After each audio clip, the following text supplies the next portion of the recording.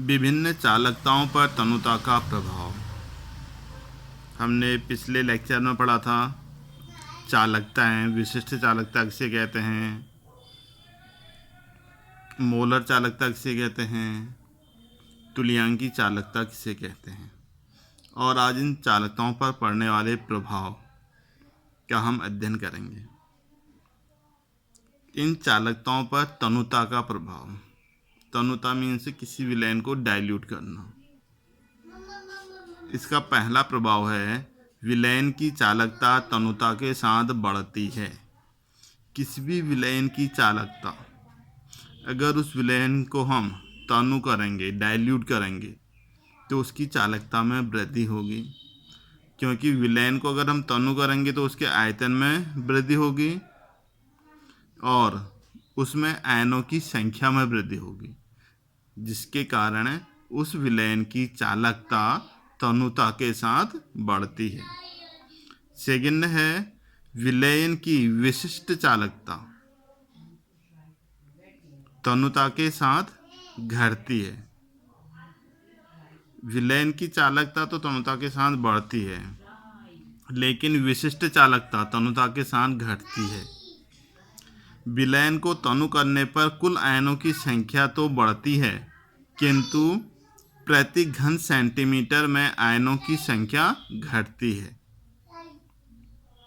जिसका अर्थ है कि विशिष्ट चालकता विलयन के 1 सेंटीमीटर क्यूब में उपस्थित आयनों की चालकता होती है। किसी भी विलयन की विशिष्ट चालकता जब हम ज्ञात करते हैं तो 1 सेंटीमीटर क्यूब में उपस्थित आयनों की चालकता होती है। जब हम विलयन को डाइल्यूट करेंगे तो विलयन का आयतन बढ़ेगा, उसके साथ ही आयनों की संख्या भी बढ़ेगी, आयतन भी बढ़ेगा। लेकिन 1 सेंटीमीटर क्यूब में आयनों की संख्या कम हो जाएगी, जिस कारण विलयन की विशिष्ट चालकता तनुता के साथ घटती है। थर्ड है विलयन की तुल्यांकी तथा आणविक चालकताएं तनुता के साथ बढ़ती हैं। विलयन की तुल्यांकी तथा आणविक चालकताएं तनुता के साथ बढ़ती हैं। तुल्यांकी चालकता और आणविक चालकता विशिष्ट चालकता और आयतन के गुणनफल के बराबर होती है। विशिष्ट चालकता गुणा आयतन। तुल्यांकी चालकता के लिए नॉर्मलता आएगी और आणविक चालकता के लिए मोलरता आती है, जिस कारण इनके तनुता करने पर इनकी चालकताओं में वृद्धि होती है। अब इन चालकताओं से संबंधित हम कुछ प्रश्नों को हल करेंगे। चालकताओं के अलावा हमने फैराडे का प्रथम और द्वितीय नियम भी पढ़ा था। इनसे संबंधित क्वेश्चन लेते हैं। पहला क्वेश्चन है, यदि एक धात्विक तार में 0.25 एंगस्ट्रॉम की धारा 4 घंटे के लिए प्रभावित होती है तो तार में से कितने इलेक्ट्रॉन प्रभावित होंगे। यानी कि प्रभावित धारा को हम Q मानते हैं और प्रभावित होने वाली धारा को हम I मानते हैं। समय T। क्वेश्चन में हमें दे रखा है, धारा दे रखी है I बराबर 0.25 एंगस्ट्रॉम और समय 4 घंटे। इसको हम सेकंड में परिवर्तित करेंगे तो 60 × 60 से इसको गुणा करेंगे तो Q = IT। I का मान रखेंगे, T को घंटे में है उसको सेकंड में परिवर्तित करेंगे, मान रख के सॉल्व करेंगे तो 3600 कूलाम हमारा प्रभावित धारा आ जाएगी, 3600 कूलाम। एक फैराडे में प्रभावित 1 मोल इलेक्ट्रॉन के समान होता है। इसका अर्थ है कि 96,500 कूलाम का प्रवाह 1 मोल इलेक्ट्रॉन के बराबर होता है। 1 मोल इलेक्ट्रॉन किसके बराबर होता है? 6.02 गुणा 10⁻23 यानी कि 6.02 इंटू 10⁻23।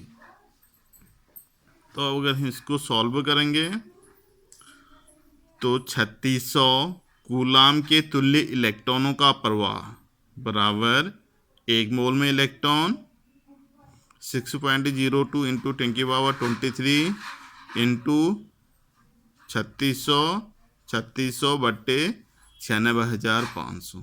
इसको सॉल्व करेंगे तो हमारा आंसर आएगा 2.246 इंटू 10⁻22 इलेक्ट्रॉन्स। यानी कि तार में कितने इलेक्ट्रॉन प्रभावित होंगे? 2.246 इंटू 10⁻22 इलेक्ट्रॉन प्रभावित होंगे। सेकंड क्वेश्चन है हमारा,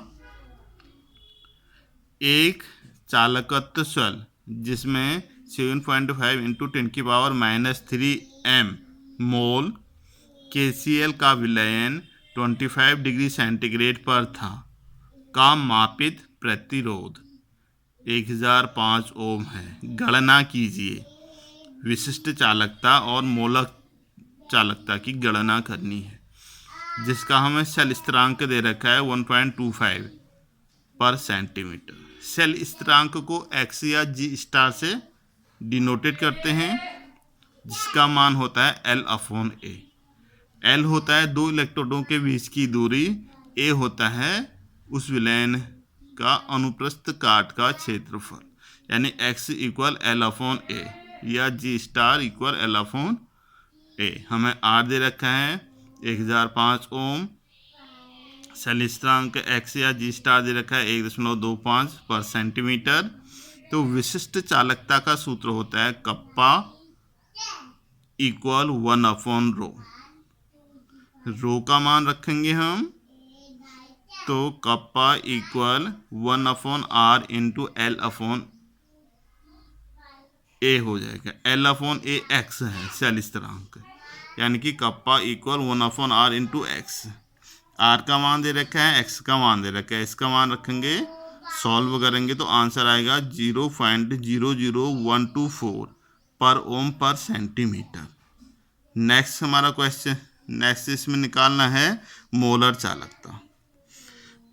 KCl विलयन की सांद्रता हमें दे रखी है 7.5 इंटू 10⁻³ मोल, और मोलक चालकता का सूत्र होता है λm equal kappa into 1000 upon मोलरता। इसमें हम मान रखेंगे, सॉल्व करेंगे तो 165.33 पर ओम सेंटीमीटर स्क्वायर पर मोल इसका आंसर आएगा।